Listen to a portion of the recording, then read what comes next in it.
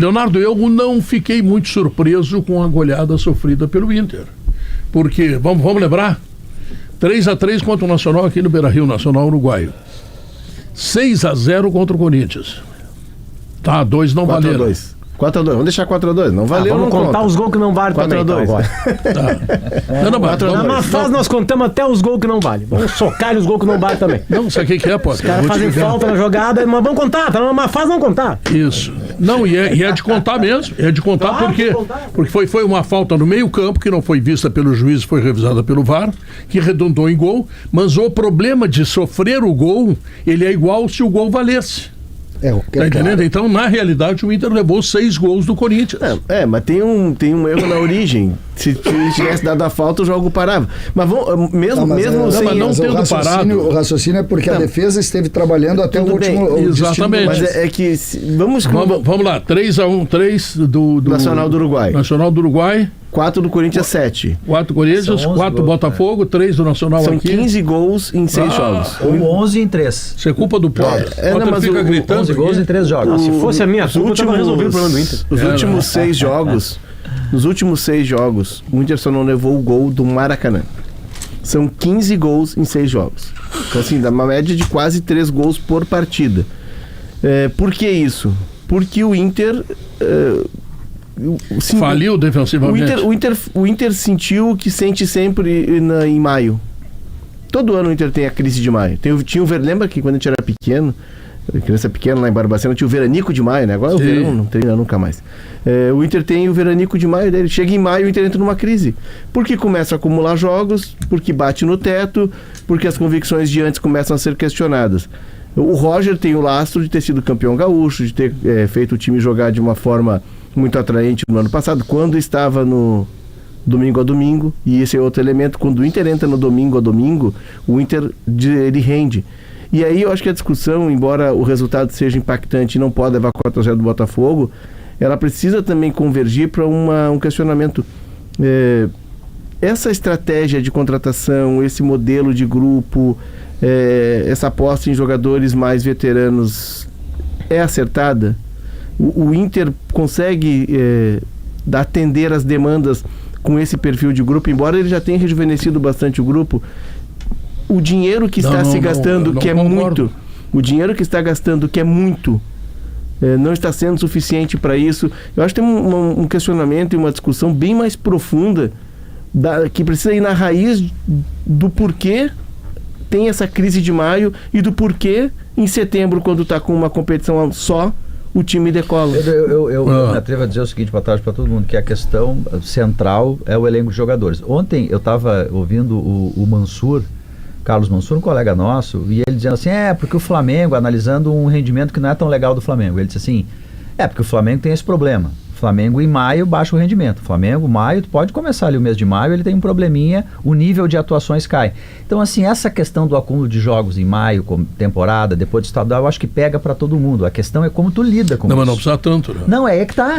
A questão é como lidar com isso. O Inter não tem elenco e ele não consegue lidar fundamentalmente por isso. O que tem de diferente essa vez, Pedro?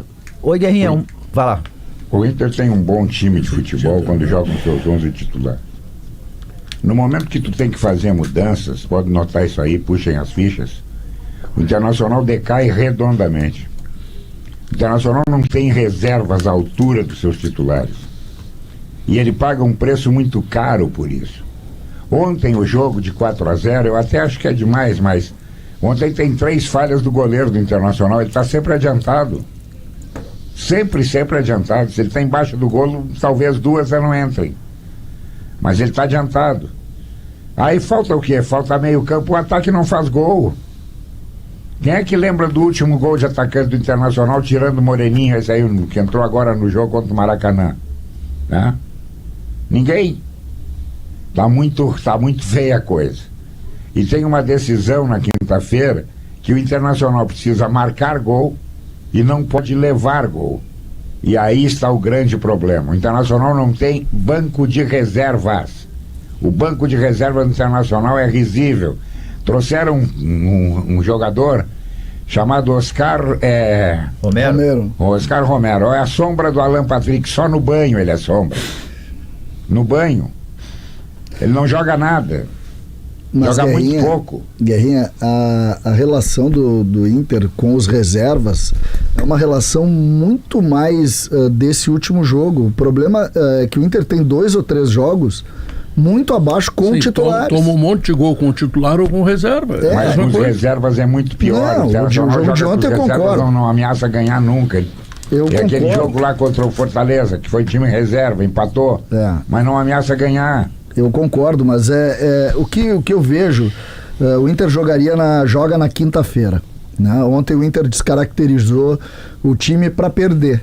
Porque o Inter, qual pessoa imaginou... Perder tá bom, mas para ser goleado não. Mas quantas pessoas imaginaram que o Inter pudesse fazer vitória ontem contra o Botafogo quando viu a escalação? Ninguém, né?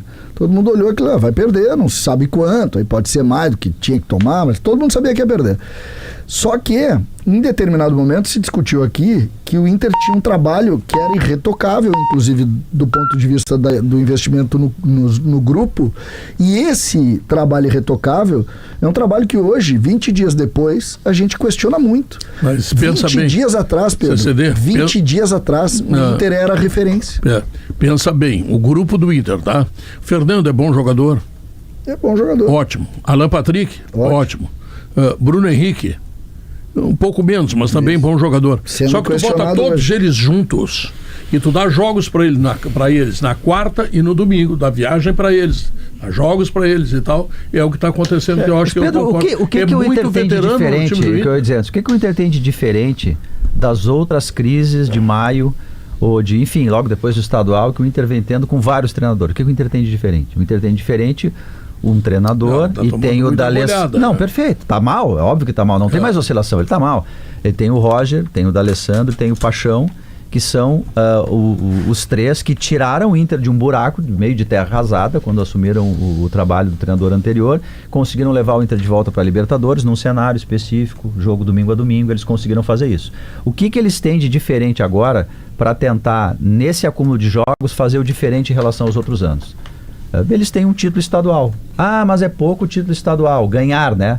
Bom, mas fazia 9 anos que ninguém conseguia. Não, melhor do que não ganhar. Ninguém conseguia. Entrava um monte de técnico e ninguém conseguia. O que isso tem a ver? O que isso tem a ver? Isso tem tudo a ver, César. Porque assim, pensar em trocar o treinador nesse momento não tem nenhum cabimento. O cara não tinha razão, né? Não, mas tem gente falando em trocar o treinador. Isso não tem cabimento. Quer dizer, o cara mais apropriado para tentar sair dessa situação difícil que o Inter está agora é o próprio Roger, porque ele tem um crédito, ele levou o Inter para esse lugar. Vamos às crises de maio.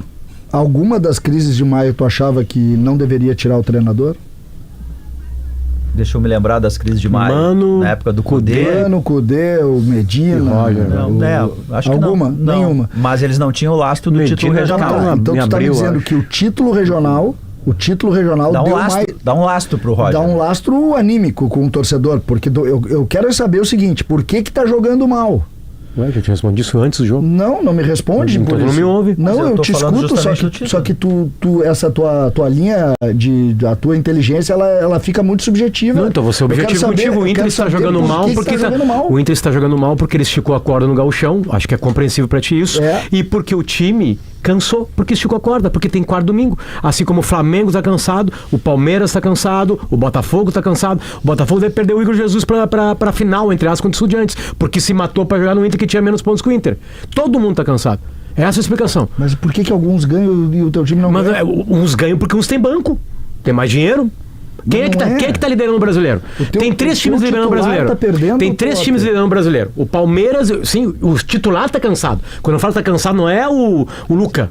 Mas ele joga contra cansados. Não, depende da ocasião. O Nacional de Medellín é menos cansado. Tem menos viagens, não se matou pra fazer um gauchão, pra o outro não ser octa lá e botar na camiseta, octa só o meu time. Eu já te respondi, tu não quer ouvir. Não, eu escuto, é que tu quer fazer mais coisa, tu quer achar mais coisa. Eu acho subjetivo. Não, só um pouquinho. Eu não acho que isso seja uma verdade. Onde está a subjetividade? Não, é que eu não vejo uma verdade absoluta nisso.